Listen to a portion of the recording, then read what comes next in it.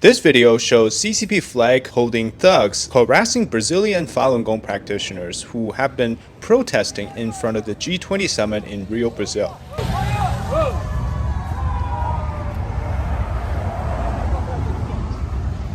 Aí, amigão, como é que é isso aqui, pô? Por favor, não tem jeito, ó. In this video, Xi's motorcade will likely drive by, so the local embassy has been tasked with silencing Falun Gong practitioners from appearing there. Falun Gong is the CCP's #1 enemy, and it deserves a video. Because since 1999, the Falun Gong group has led a peaceful resistance against a totalitarian regime who has set their mind on eradicating this practice from China and around the world. And what we just saw in the video, this type of behavior is worldwide. It not only happens to Falun Gong practitioners, but other anti-CCP protesters as well. But today's focus specifically on Falun Gong, a lot of these are tasked by the local embassies of China and working with various different pro-CCP organizations. They work 24/7, in their words, essentially to destroy Falun Gong. The question is, why have they made Falun Gong the #1 priority or #1 enemy? Well, basically, Falun Gong is a spiritual practice, and so they resist the CCP's ideological conversion and brainwashing. And because groups like Falun Gong have faith and they believe in something other than the CCP's preached values, that alone is already really threatening to the regime. Now, we know that China doesn't like when other world leaders talk about human rights abuses in China. Here is a video that just happened at the G20 meeting on the sideline between British Prime Minister Keir Starmer and Xi Jinping. Taiwan, South China Sea and our shared interest in Hong Kong. And we are concerned by reports of Jimmy Lai's deterioration, health in prison. When Keir Starmer mentioned human rights and the jailed reporter/owner of Apple Daily, Jimmy Lai, well, the Chinese staff started to usher the reporters out of the room. Calling in that application, now we have to follow the legal process and timeline. In fact, it's very well known that since, they started doing these international relationships, the Chinese Communist Party has made human rights a bargaining tool for other countries' leaders when they negotiate. A big example of this is if you want to access China's market, you have to stop talking about human rights in China. And that truth is, we've not seen anything being done on the human rights front in China for the last few decades. And simply because they've tried to use human rights as a bargaining chip. Specifically, this happened with Falun Gong. They basically said you cannot talk about Falun Gong whenever these leaders are meeting. So then naturally, because they're not supposed to talk about Falun Gong, the only sources which Western media can go to find anything related to Falun Gong comes from the Chinese state media. And of course, that plays right into the hand of the CCP. So here I've also obtained an internal CCP document showing the promotion of one named Wu Xiuhua to be the head of the North American branch of the Joint Office for Combating Falun Gong. This is the translated English version here. So there's likely other task forces for other continents around the world. Now, this was given to me by folks at an organization called World Organization to Investigate Persecution of Falun Gong. Now, according to them, this effort is quite comprehensive. From social media to spam bots to even involving Western media outlets, the goal is very simple, is to alienate and to destroy Falun Gong. And this is all done while the actual persecution of the practice, as well as things like forced organ harvesting.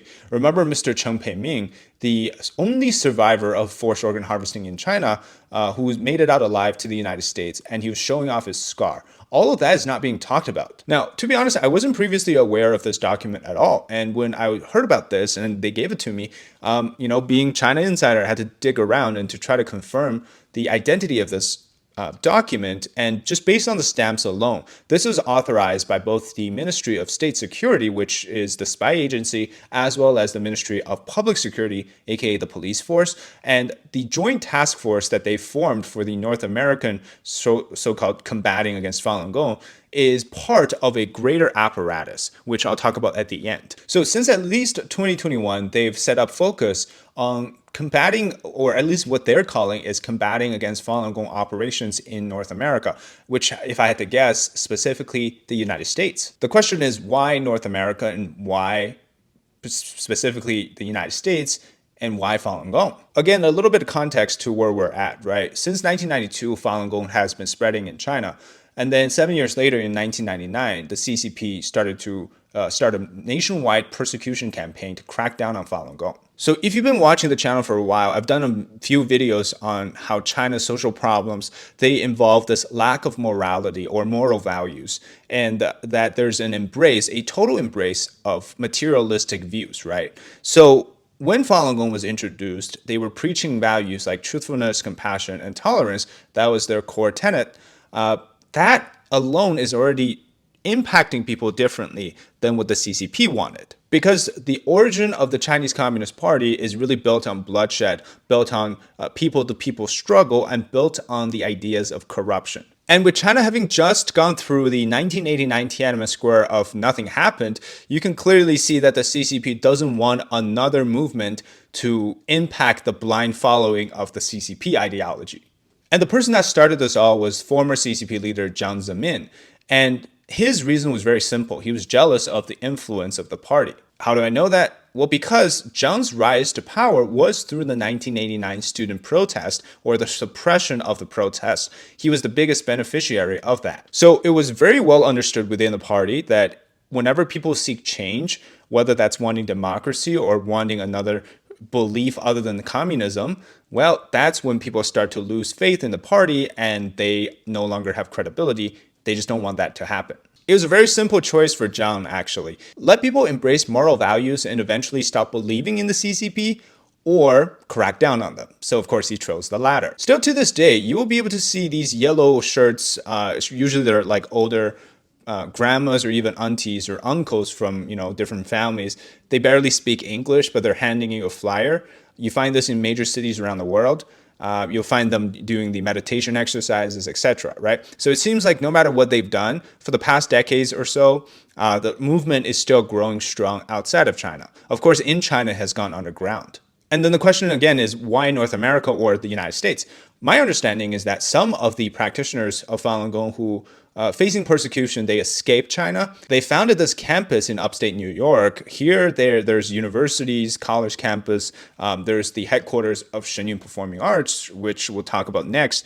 And so the effort is then targeted directly, focusing on, particularly the New York area, but also the United States. And here's what's interesting, because the DOJ and the FBI had arrested and charged two individuals by the name of Zhang Chen and also Lin Feng. And the two agents were charged for conspiring against the headquarters of Shen Yun, which is called Dragon Springs. So according to the DOJ filing, it says Zhang Chen, 71, of People's Republic of China and Los Angeles, California, and Lin Feng, of PRC citizen and resident of Los Angeles, California, pleaded guilty in acting as unregistered agents of the PRC and bribing an IRS agent in connection with a plot to target US-based practitioners of Falun Gong, a spiritual exercise banned in the PRC.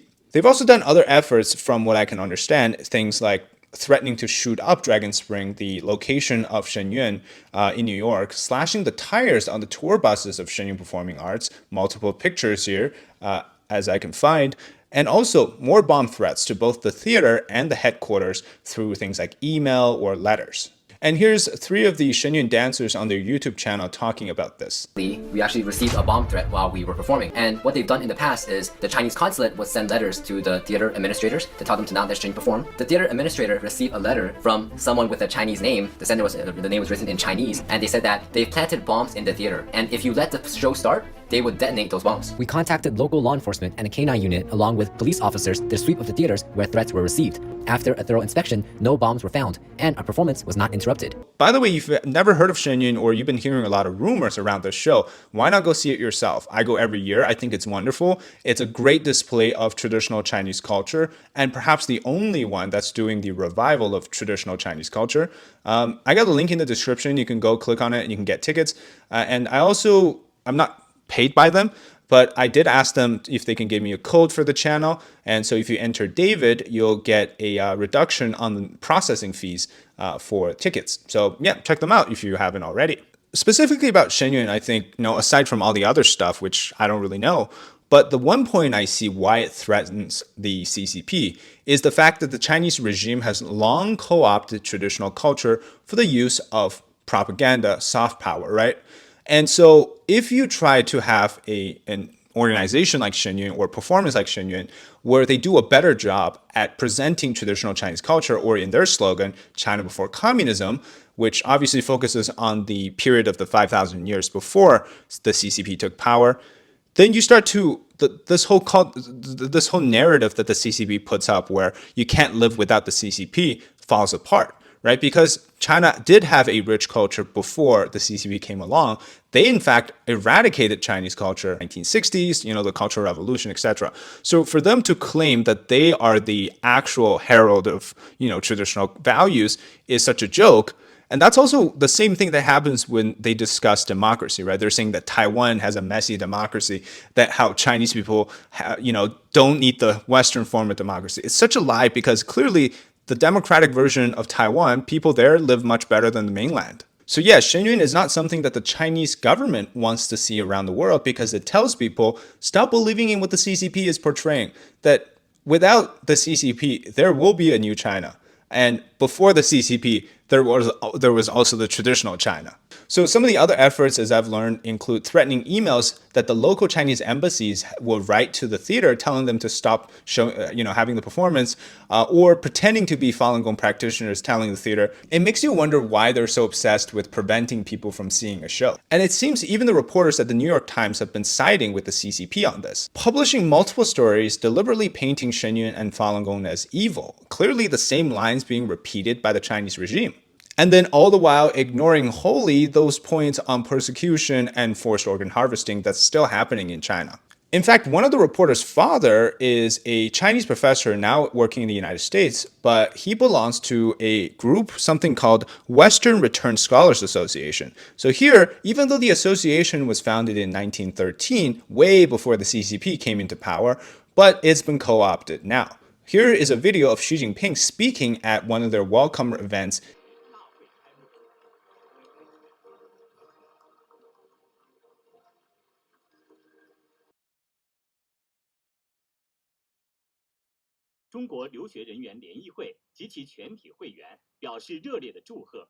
So basically, you have to take everything that the New York Times publishes on Falun Gong and Shen Yun, as well as what YouTubers say, with a grain of salt, because, yeah, the CCP literally has a task force dedicated to spending money, resource, and efforts to undermine Falun Gong.